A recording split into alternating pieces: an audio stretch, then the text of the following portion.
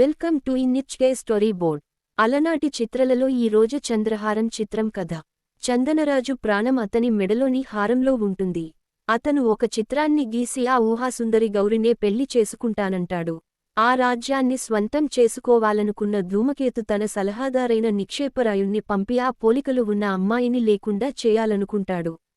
ఇలా ఉండగా రాకుమారుని పాట విని యక్షకన్య చంచల వచ్చి తనను ప్రేమించమని కోరి భంగపడి అతని మెడలోని చంద్రహారాన్ని తీసుకుని పోతుంది. ఫలితంగా అతను మరణిస్తాడు. మరో యక్షిని సహాయంతో మళ్లీ జీవిస్తాడు. ఈ జీవన్మరణ సమస్యతో ఉన్న చందనరాజు గౌరిని చూసి వివాహం చేసుకుంటాడు. చివరకు ఆమె పాతివ్రత్య మహిమలే చంచలకు ఓటమి, యువరాజుకు ప్రాణగండం తప్పుతుంది. కుటుంబ సభ్యులు బంధువులు సంతోషపడతారు. కథ ముగుస్తుంది. ఈ చిత్రం కథ మీకు నచ్చితే like, comment, share, subscribe. Thanks for watching.